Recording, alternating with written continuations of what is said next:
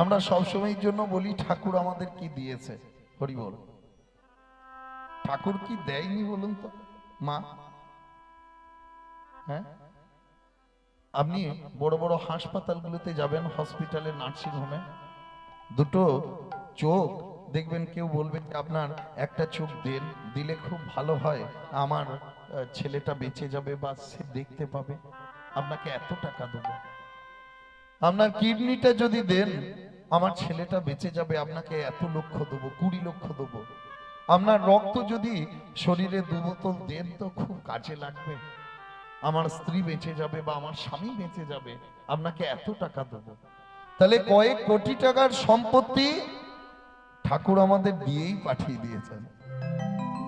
তবে আমরা আক্ষেপ করে বলি না অনেকে, আচ্ছা আমরা তো একই বয়সী, কিন্তু দেখো ও কেমন রাজা হয়ে গেল আর আমি কেমন ভিখারি হয়ে